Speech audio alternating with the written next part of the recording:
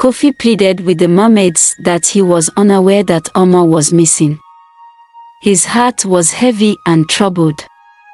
With a shaky voice, he pleaded with Omar's sisters to trust him. He recounted the tale of their encounter. He explained to them that if they let him go, he would find out what happened to Omar and return her back home. The mermaids hesitated for a while. However, seeing the honesty in Kofi's eyes, they decided to release him with a warning: bring back our sister or face the consequences. As Kofi rushed back to the village, the weight of the impending task pressed heavily on him.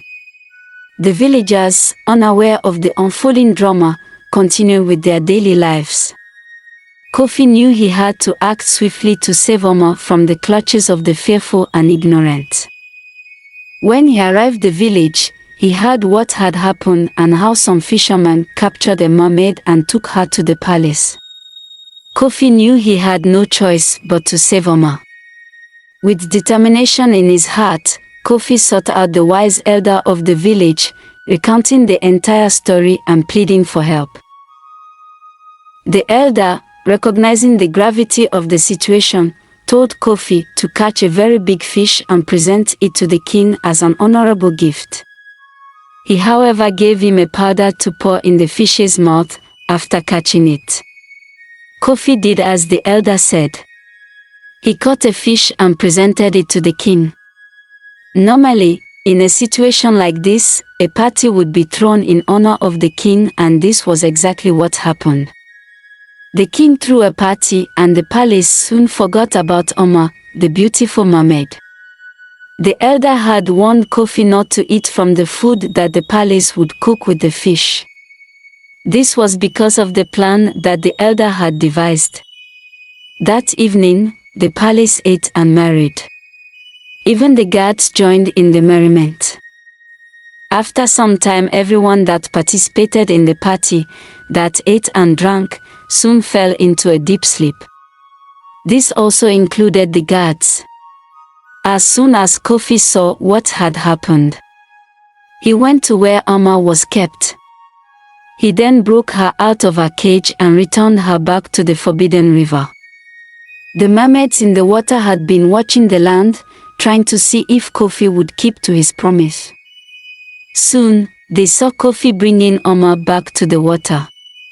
This made them happy and delighted. They then truly believed that Kofi was a man of a pure heart. As Omar went back into the water, Kofi told Omar that he wasn't sure what would happen to him when he returns back to the village. He told her that he had tricked the king and the palace to make sure she was safe. Omar thanked Kofi and told her that she would protect him. She then gave him a special necklace to wear around his neck. She told him that as long as the necklace was with him, she would be able to know what was in his heart and if he was in trouble. Kofi then returned back to the village. As he arrived, he went to meet the elder of the village. The elder then told Kofi that they would both go to the palace to explain everything to the king. Kofi did not argue but believed in the wisdom of the village elder. As Kofi and the elder got to the palace, everyone was awake and well.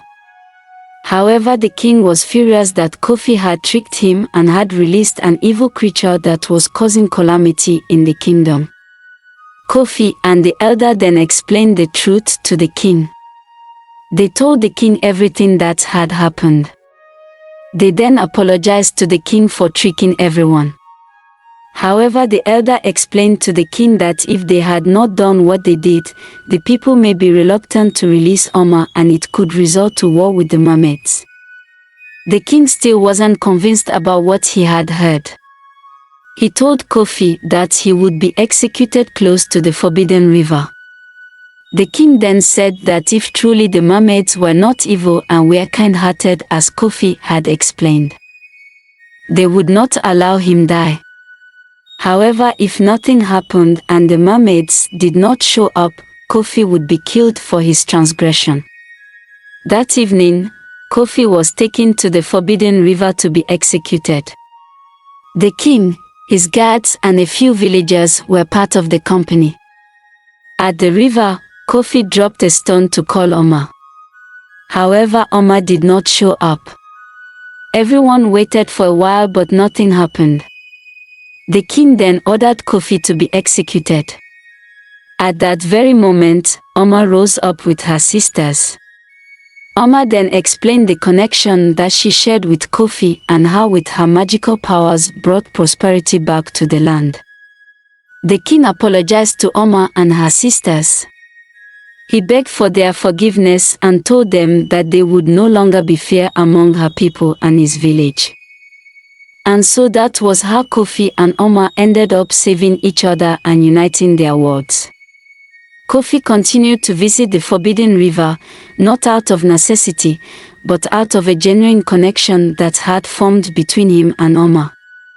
The villagers, now enlightened and grateful, celebrated the union of the terrestrial and the mystical, living harmoniously with the enchanting creatures of the river. The tale of Kofi, Oma, and the village became a legend, passed down through generations, a reminder that love and understanding could overcome even the darkest of misunderstandings. And so, the Forbidden River's gift became a timeless story of redemption, hope, and the enduring power of unity. Hope you enjoyed this story. Please subscribe and share for more interesting stories. Till we meet again.